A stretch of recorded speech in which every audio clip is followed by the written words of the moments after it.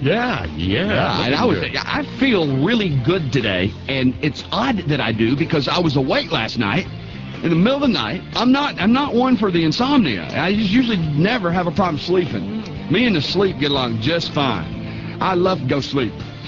But I woke up at like 1:30, and for 2 hours, and there's nobody to call at 1:30 in the morning.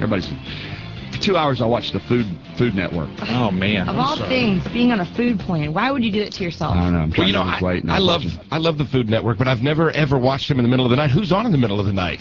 They were in North Carolina, and it was Bobby Flay. Oh, that's a good show. Is that the one where he travels all over the place and finds like different foods from? And they found barbecue. Oh, of course. Yeah, they're in North Carolina. And and I learned something, and I bring it up just to share with you. I didn't want to complain about the insomnia. Well, I did a little bit, but I wanted to tell you something I learned I never knew. We're all on the show here. I know we're big in D.C. Me and you especially big connoisseurs of the barbecue. We love good barbecue. Nothing like good barbecue. Always try to find good barbecue anytime we travel any place, and usually do. In North Carolina, there was a guy who's like a barbecue historian. And I didn't know this, but you know when you get pork, you can get it sliced, you can get it pulled, right? Yeah, pulled pork. Well, he's pulling the pork last night. Was I on the Food Network? What channel is that on? It's not like Bobby Flay. Cinemax? Pulling the pork last night, and he said, you know why they have this chopped pork, don't you? Bobby Flay said, well, no. He said, years ago, everybody had bad teeth. Way back. And he said, it's almost like it's pre-chewed. And he said the reason they chopped it up is, he said, because it was easier for people to chew and swallow. Kind of gum it if you had to. And he said it was originally created for people who have really bad teeth and can't chew their food, and that's why they chop it up. Yeah. It's kind of like what they do in the hospitals. If you're there and you get your pureed meals. You know that old saying, let's see, what it was, necessity is the mother of all invention. I ever heard that? I'm very familiar with it. Necessity is the mother of all invention, that things get created because you got to have it. Yeah. You need to. Mama necessity, and that's why they first started, Mama necessity. Mama Nessie. Mama Nessie, that is the reason, they chopped it up. And sure enough, if you've ever had chopped pork, you know that it goes down a lot easier than the other stuff. Oh, yeah. Speaking of mamas, do. That's funny. I find myself driving people crazy with that kind of thing, because if you watch that Food Network, they're going to give you like 1,000 facts like that. Oh, I know. I love that stuff. And you'll come, like I told you guys last week. If you're not careful, you turn into Cliff Clavin from Cheers. Yeah, you do. Mr. Know-It-All. Like I told you guys a couple days ago, I couldn't believe that pizza came from China. Right. Yeah. I learned that on the Food Network. Oh, right. It didn't come from Italy. It came from China. They also took hush puppies last night, and they made hush puppies, big hush puppies. I love hush puppies, and they, especially when I have like catfish or something like that, fried catfish, they took hush puppies, and usually they're about yay big. I mean, there's like a standard hush puppy size. Golf ball size, exactly. Yeah. Well, why? Why can't it be softball size? Oh my! Why not? What is a hush puppy? Well, I know what it is in terms of. Are you saying you've never had one before? I always see them on people's plate, like every time we go to the Red Lobster, but I've never had them. Flour, cornmeal.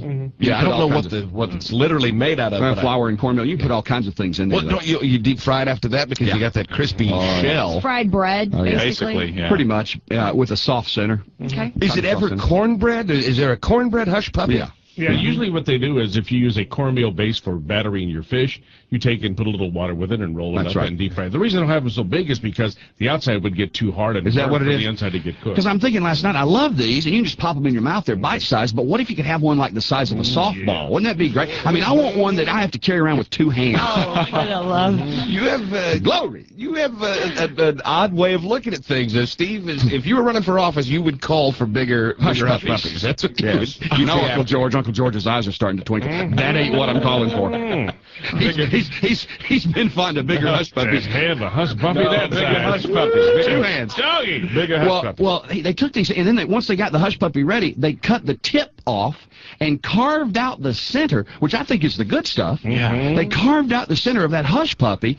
Then, now picture this, if you like hush puppies, and I know a lot of you do. And then they stuffed that hush puppy with shrimp and lobster mixed in a cream sauce. I thought about you because you're Mr. Cream Sauce. Yeah. Shrimp and lobster mixed in a cream sauce, and stuffed that hush puppy, and that bad boy was I mean, it was big, and it looked so good. So I'm up watching this at like 1:30, 2:30 this morning, starving to death. I'm always amazed at what they can stuff things with to make it a little more, like, I make it a little less healthy. It's so funny because I was watching the same guy, Bobby Flay, and he was at the best. He was at a place, they were stuffing lobster. The lobster already, isn't that enough? You got the lobster, you've got the drawn butter, it looks great. That's what I was thinking when he poured the cream sauce on top of the lobster. Yeah. Well, they were stuffing the lobster with crab meat. Yeah. Right. Yeah. You know, that's almost immoral. That just sounds wrong. I mean, didn't we have enough at the beginning? Now we've got to add the crab meat to it. But hey, it looked pretty good. Is that a civil union? I'm not sure how I feel about that. Those two being together. Yeah, those ought to be separate on your plate. But it was a really good show last night. And I tell you what, I'm partial to Alabama barbecue because that's what I was raised on. But they know how to barbecue in North Carolina, too. Oh, yeah. I mean, they know how to barbecue. You know. And they fight, just like every state fights over what, who has the best barbecue. In North Carolina, it's regional. East side thinks theirs is better than West side. Yeah, East side, West side, right. East side. Yeah, they go crazy. Like a turf war over the barbecue. Nothing's better than good barbecue. You know, though, I have a theory, and I talk about this with a friend of mine who is African-American, and she agrees, well, of course, because I say that unless you're black or Southern, you can't make good barbecue. I don't think you can make good barbecue unless you're black or Southern. I agreed up to a point. You can if you've stolen the recipe from a black Southerner. Okay, that works too. It may not have to be black and Southern, but you at least have to have stolen their recipe. That works just as well. It's the same kind of theory. On that show last night, they also went to a breakfast place, and that's my favorite meal to eat in a restaurant. Eat in a restaurant.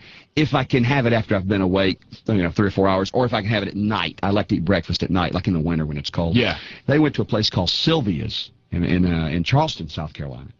And they went to Sylvia's, and Sylvia is a black lady, and she was making homemade biscuits and had frying bacon and chicken and collard greens, and she served that drink we had at Roscoe's House of Chicken and Waffles out in California. She said to Bobby Flay, she said, "You want to try some half and half?" Well, I thought it was going to be like half and half you buy in the store. Yeah.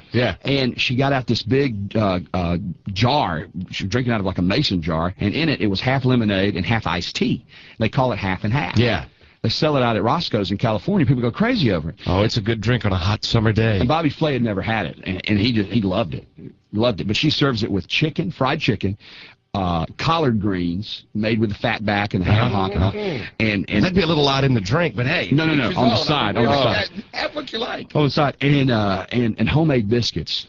And her biscuits, if y'all get ready for me to shut up, just tell me. But her biscuits looked like good homemade biscuits, but then she had taken what do you call it, a spatula, and she had flattened them. She had flattened her biscuits so that, they were flat almost like a pancake. Yeah. But it looked just like a homemade biscuit, but flat. That's the old pancake biscuit. That goes way back to the 30s. Man, it looked good. God almighty, it looked good. On today's Oprah, it's all about food. It's a repeat, but in case you missed it, she goes door to door and like, "What you cooking?" She walks into people's houses at dinner time. Really? Yeah, but basically when you be preparing food, it's like they don't know she's coming. No, she walks. She'd be shocked if she came to my house. Door to door in Chicago, and just in a normal city environment, just door to door. What you cooking? Can you imagine if you opened the door and there stood the Oprah. That's exactly what's happening. And Oprah's got that guy. Yeah. She's got that guy that I like a lot from the Food Network, that naked chef on today. Yeah, he's going to be on. Oh, that's the British guy. Jamie Oliver, yeah. Why do they call him naked? Not naked. He was never naked. That was the big gimmick. He doesn't cook without clothes on. Have you ever tried that? You ever tried? Oh, I have. That's dangerous. Yeah, you try to fry bacon naked. You don't fry bacon or sausage. No, you don't fry nothing. I can't remember why they called him that. It had something to do with he could make a meal with just whatever, and they gave him that name because he worked at a restaurant. Whatever they threw him in the ingredients, he could make a meal out of, and they called him the naked chef. It was goofy. Did you ever see the one on the Food Network? If you guys don't have the Food Network, you ought to get it. It's right. It's second. Well, it's not maybe the second best activity to eating, but it's maybe third. Watching the Food Network. I've never seen 1 minute. I have it. Never seen one minute of the Food Channel, Food Network. None of it. You'll get hooked on it. Something else. It's really good. But have you ever seen the one where the guy does just what you said? He just knocks on strangers' doors and he goes in. They call it Food 911. Yeah, Food 911. Know them all. They go in. You're like the TV guide for the Food Network. Thought I was bad. They go in and they go through the cupboards in the refrigerator and they just empty everything out and they make like it's that Gordon Elliott. That's right. The British dude that used to have another British dude used to have a talk show, and they make a meal out of whatever they can find in the house. A really good meal out of all the leftovers or whatever's there. Now, I'm confused actually because they don't buy anything. No, and this is cool. I think there's another show where you write in, and what they do is this guy knocks on your door, and let's say, for example, let's say I was surprising Steve. All right. Yes, what you do is you write in and you say, I want to surprise my friend Steve. Yeah. So this guy comes over and you say, what's your favorite restaurant on Earth, Steve? Your favorite place on this planet? Are you asking me right now? Yeah, your favorite restaurant. I would say Lowry's. Lowry's. Okay. What they do is they come over to your house, and while you're gone, the chef makes your Lowry's meal, the meal that you recreates it. He calls the chef at Lowry's, and they talk, and they get the recipes down. He makes it. When you walk in the door, the big surprise is the whole meal is prepared. Yeah, but you know, your wife has kind of done that. Well, that's true for Lowry's. Yeah. Wow. I mean, she can get the rest. Listen, Anna, D. Steve's wife, he's married to a little Filipino girl named Anna. Yes, she's very tiny. She can get inside. And it's probably because she's so tiny. She can get inside any kitchen, anywhere in the country, any restaurant, and get recipes. She could have gotten the 11 herbs and spices out of the Colonel. I mean, you know, that was top secret stuff.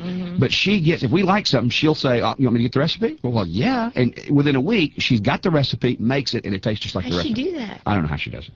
Well, yeah, I do know. Well, she's tiny. Besides the Coke bottle, she just trails underneath the... You know, I don't know if she's done this before, but I hear there's this old trick where you call and you say to the chef, you say, yeah, I'm allergic to certain things. I have to know what ingredients were in that dish I had, and they have to tell you over the phone. Well, it was this, and this. And then you have to figure it out from there. But it's tough. I mean, you know, I'm trying to lose weight, and I love to eat, and I don't. There's not much that I enjoy as much as food. Why are you reading a section that says "Let's eat"? I got this out of the newspaper because as an illustration about how tough it is. They really, and I don't believe we ought to be able to sue, you know, restaurants for making us fat, because it's up to us ultimately. But they, and you know who they are, they really do make it tough on us.